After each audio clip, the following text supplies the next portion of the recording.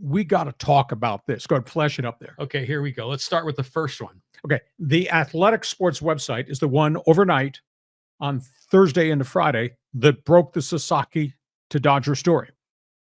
I went back. There were 700 letters to the editor of The Athletic in the first 5 hours after the Sasaki signing broke. So I went through, it took me forever to review what John Q. Fan out there wrote about in reaction to Dodgers, what they did, Padres, what they lost. So I extracted the bullet point headlines. Okay, so right out of the gate, one of the first letters to the editor of The Athletic that I read said, Dodgers equal evil empire. You know who? That used to be the Yankees. That used to be Steinbrenner. Then for a while it was the Red Sox. Dodgers equal evil empire. Another reason to hate the Dodgers. But then Dodger Fan responded looking to the south on the 405, quit whining, San Diego. LA operated within the rules, and that's true. Now, there are some of the opinion nationwide, blank check baseball doesn't work. And I'll tell you, there's part of my heart that says as exciting as free agency is, if you only got 5 teams that are making acquisitions, the other 25 are suffering, that's not good. And then there's a segment out there that says, LA is operating by their own rules. They're printing their own currency, their own dollar bills at Dodger Stadium. Well, not necessarily true because it is number 2 market in the country. They draw 4 million fans per game. The price of living in a major market means you can charge major league prices. John, your reaction to the first group of fans' reactions? Okay, so a longtime giant Padre fan. The Dodgers have always been the evil empire, going back 30, 50 years. It's always been that way. Okay, now, seriously, though, I don't blame the Dodgers for doing what they're doing because they can. They have the resources. They have the leverage. They have the front office talent. They're doing everything like with supreme authority and power.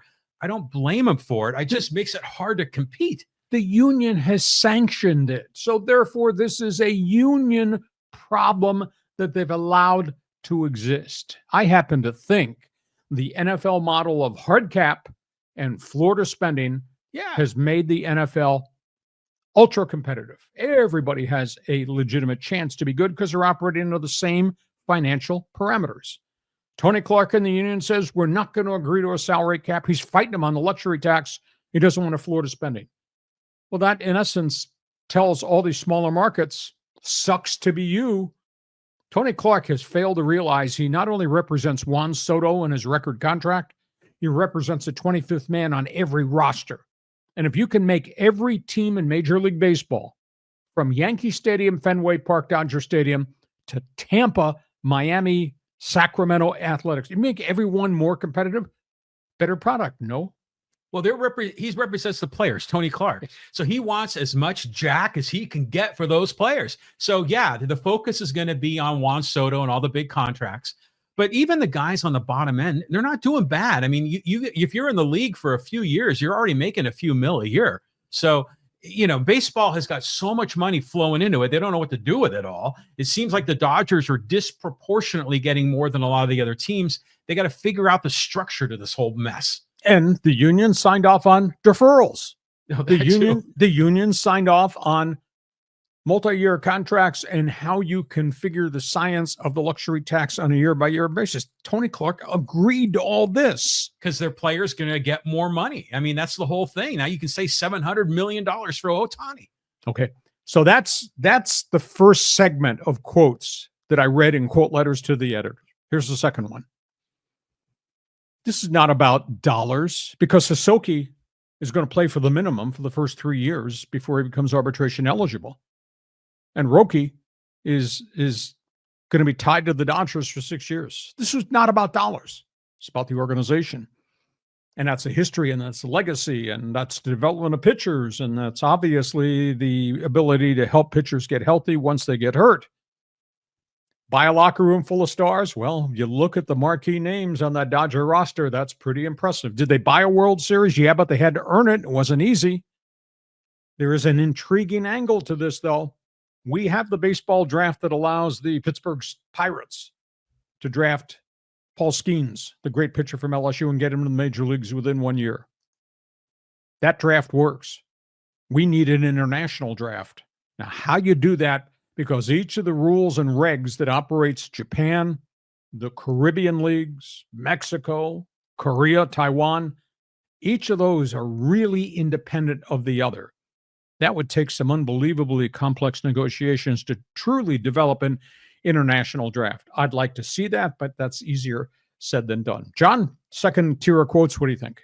Yeah, it's like money. I think money helps, but money doesn't guarantee you anything. I mean, we've seen cases. Remember the Padres in 2022 that spent all that money and they didn't even make the playoffs. I mean, it was a disgrace. So this is a thing like where you're so envious of the Dodgers. They have the culture to make sure that the guys they add fit and that they, keep everyone online. And that's why Trevor Bauer is no longer a Dodger. So you have to tip your hat to him, as frustrating as that is, that the rich get richer here. But again, I think this just provides more fuel to the fire for other teams to try to knock them down. So that's where we are with the second tier of quotes I pull from The Athletic, and we're not done. Next one. System is broken. This is really interesting because these baseball fans, some of them are really intelligent. Some of them wrote in a kind of an authoritative way to configure a new financial system that might involve a cap, might involve a deeper tax, might involve the Florida spending. So there are some pretty good baseball fans with intellect that are out there. There was a small market fan from Pittsburgh who wrote in, baseball, aka Tony Clark and the union, are killing the interest in the small markets because these guys can't compete with those kind of money, signing bonuses, deferreds, etc. And then smart guy out there says, NFL system works, MLB does not. And then somebody else bought into my sales pitch that Tony Clark and the union, they're at fault. They oppose competitive balance.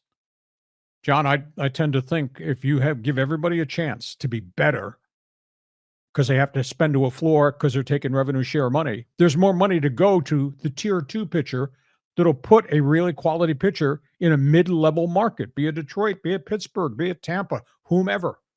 It's disgraceful. Do you know the Dodger payroll as of breakfast, I said, is $375 million for luxury tax purposes? And the Miami payroll is $67 million, and they traded 10 of their players away in one calendar year. How's that good for baseball? Go ahead, John. Respond to that third tier. The third tier. Well, I think first of all, okay, we've talked about this before. I'm a capitalist, okay? And I don't blame people for going for the money, okay? Now, if you were in a world of, I don't know, computers or, any other industry out there, it's a competitive marketplace. Companies are going to spend money. They're going to be disproportionate, and it's survival of the fittest. And that makes sense in capitalism. But in the world of sports, the whole idea is to have competition. That's why we want to have like a competitive games all throughout the season. We don't want it to be lopsided when it comes to the games. Yeah, sure, some organizations like in the NFL are better run than others, even with roughly the same amount of money. So I think we've got to get over that and just they need to go to the NFL model. I concur with you. We're not done. Like I said, there were 700 letters to the editor in the first 5 hours, and I just tried to scroll through and pick out the best one. Here's the final group. This is an LA San Diego emotional response. I'm sure Dodger fan is piling on Padre fan. Little brother. Here's one that I had never given thought to. I think there's a lot of quiet concern because of the front office feud that the Padre owners are going to become carpetbaggers and they're going to, quote, put this thing up for sale and get rid of it because the price tag of the franchise is now, the value is up to $2 billion. That's not what Peter Seidler would want. And then there was a condemnation of the way they're doing business. And I guess this kind of drove home the point. This Dodger organization develops starters and it helps them heal. And the Padre general manager trades starters constantly. Do you know there is not one starting pitcher in the Padre rotation that's homegrown? Not one. In fact, of their top 12, I think the only one that's from here is Adrian Morion, a one-inning relief pitcher, because Prella's traded the farm system away 3 times. A lot of private concern about the infighting and that the lawsuit cost them Roki Sasaki, and the cheap shot of all cheap shots. You know, Padres have their Fan Fest coming up February 1st. One guy wrote, Padres should hold tryouts for starting pitcher, left fielder, and catcher at Fan Fest at Petco Park. That's a little bit harsh. So everybody's got opinions, everybody coming from different places. I compiled some of the hottest letters to the editor to the Athletic website. John, go ahead. It's fun. See, this is the part about the competitive nature of this makes it fun, even though it's a serious business problem for the league and for these teams involved. Padres tryouts this season. I mean, they need a catcher that can hit over 200, right? Yeah. And Martin Maldonado isn't our guy.